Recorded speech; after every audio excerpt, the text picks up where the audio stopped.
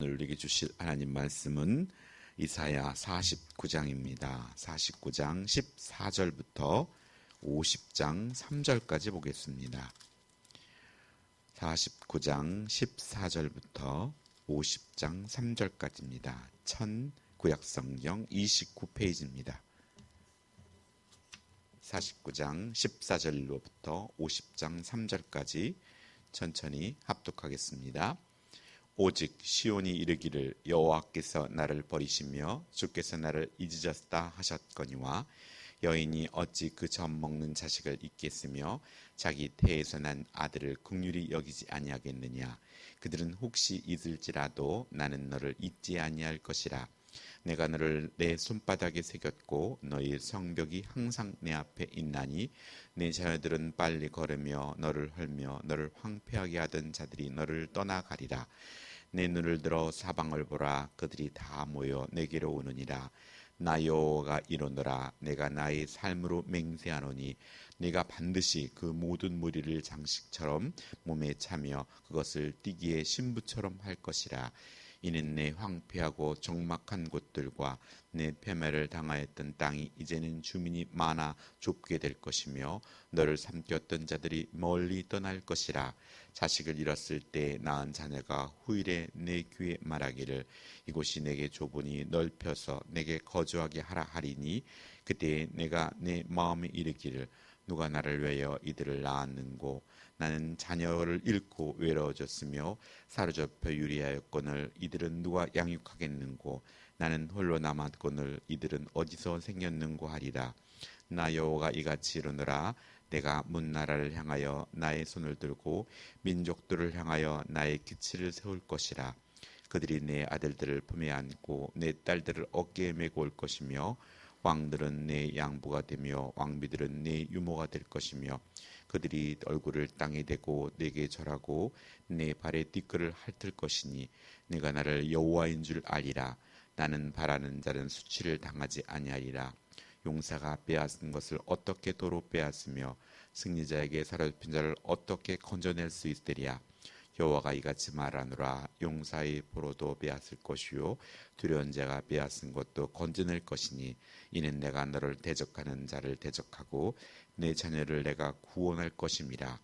내가 너희를 억압하는 자들에게 자기의 살을 먹게 하며 새술의 취함같이 자기의 피에 취하게 하리니 모든 육체가 나 여호와는 내 구원자요 내 구속자요 야곱의 전능자인 줄 알리라. 나 여호와가 이같이 말하노라. 내가 너희의 어미를 내보낸 이혼 중서가 어디 있느냐. 내가 어느 체주에게 너희를 팔았느냐. 보라, 너희는 너희의 죄악으로 말미암아 팔렸고 너희의 어미는 너희의 패역함으로 말미암아 내보냄을 받았느니라. 내가 왔도다 사람이 없었으며 내가 불러도 대답할 자가 없었음은 어찌 됨이냐.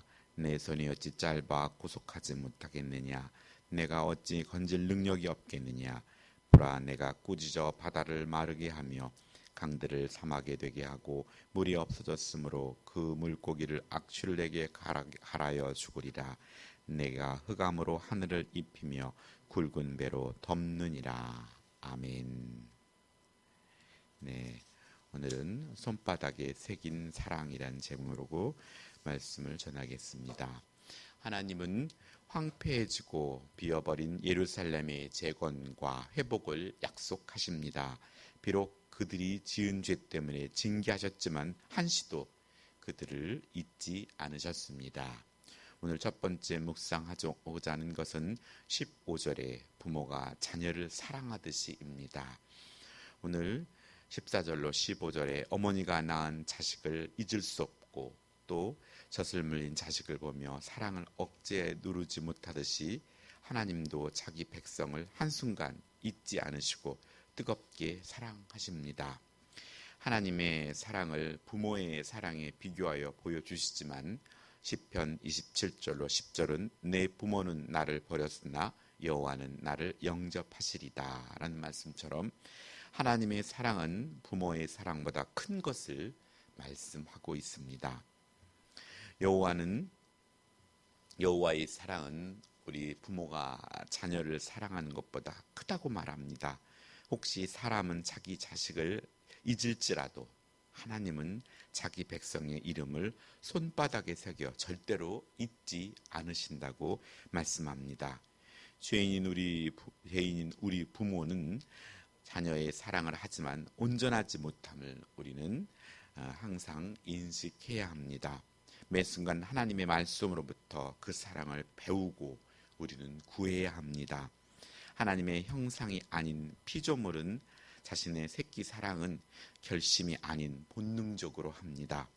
사랑하지 하려 하지 않아도 사랑하지 않고는 견딜 수 없는 충동이 생기도록 하나님은 말씀으로 창세기 1장 28절로 생육하고 번성하여 땅에 충만하는 말씀의 권능 아래 순종되어지고 있는 것입니다. 결국 인간이 자녀에게 떡으로만 살도록 가르친다면 그것은 피조물의 본능적인 사랑과 다를 바가 없습니다.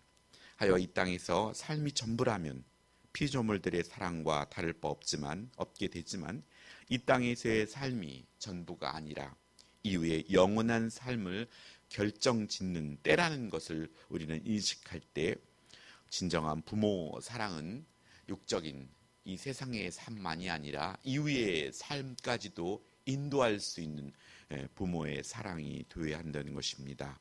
하여서 하나님의 자녀의 사랑은 첫 번째는 회개를 기다리는 사랑입니다. 누가복음 15장 20절은 이에 일어나서 아버지께로 돌아가니라. 아직도 거리가 먼데 아버지가 그를 보고 측은히 여겨 달려가 목을 안고 입을 맞추니 라고 말씀하셨던 것처럼 자녀가 선택한 것을 또 존중하며 잘못된 길에서 돌이키기를 기다리는 아버지 하나님의 사랑으로 자녀와 소통하는 지혜를 구하고 자녀가 바른 신앙생활을 할 수 있도록 격려해주고 또 우리 자신이 본을 보여주는 그런 삶을 살아야 할 것입니다. 하나님의 자녀를 위한 사랑은 두 번째, 불쌍히 여기는 사랑입니다. 애굽에서 400년 동안 노예 생활 가운데 이스라엘 백성들의 고통의 소리를 하나님은 들으셨고 아브라함과 이삭과 야곱에게 세운 약속을 잊지 않고 구원해 주셨듯이 하나님은 자녀의 어려움을 알고 계시며 또 그 간구하는 기도를 듣고 계시다는 것입니다.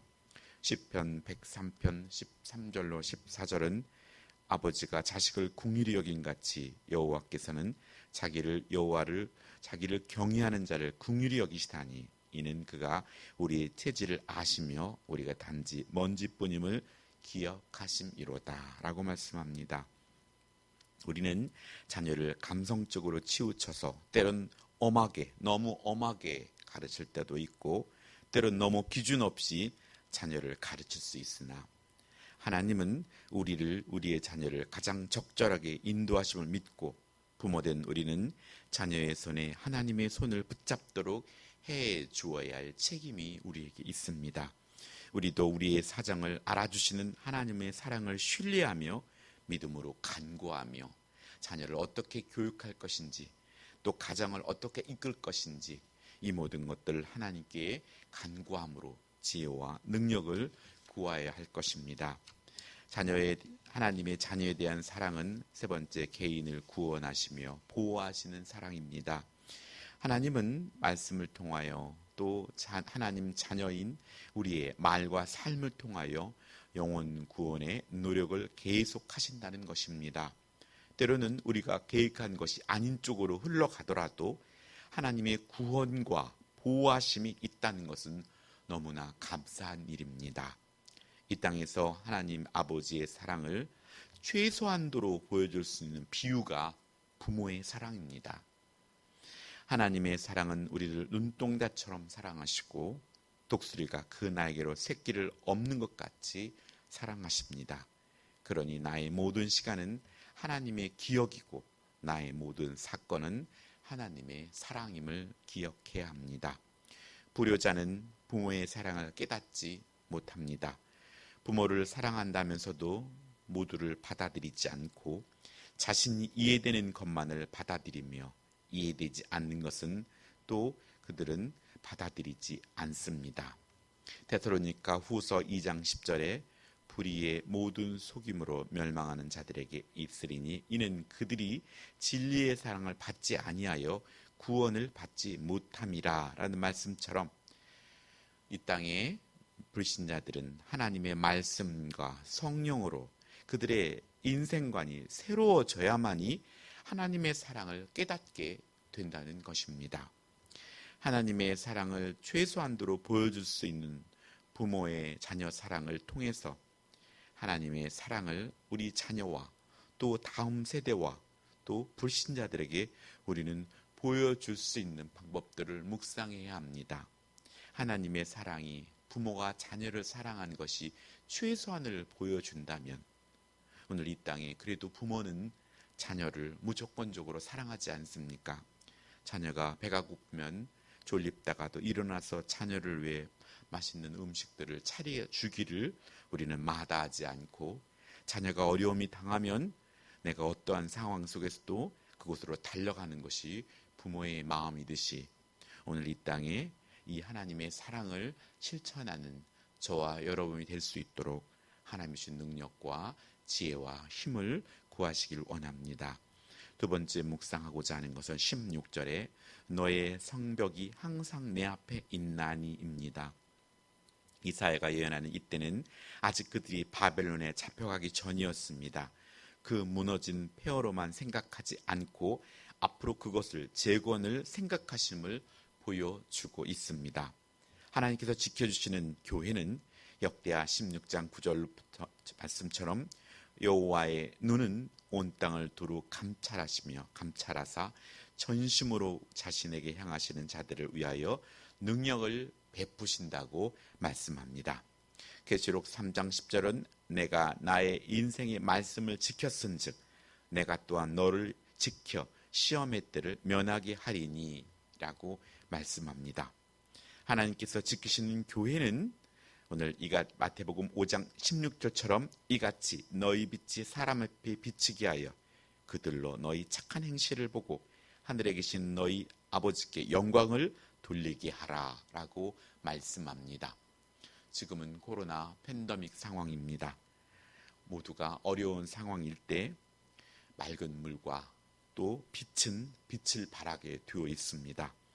우리 재건남설교회가 하나님이 뜻대로 바로 살게 된다면 불신자들이 회개하고 주께 돌아올 수 있는 그런 빛이 됩니다. 하나님께서 지켜주시는 교회는 17절 하반절 원수를 물리친다는 것입니다. 교회가 똑바로 서서 나아갈 때 원수들이 물러나갑니다. 이스라엘 백성이 홍해를 육지같이 건넌 것은 그들의 믿음이 있었기 때문이라고 말씀합니다. 여리고를 이긴 것도 믿음이 있었던 까닭입니다. 기드온의 300명이 미디안 군대를 이긴 것도 믿음이 있었기 때문이며 아스르 군대 18만 5천 명은 히스기야의 기도 때문이었습니다.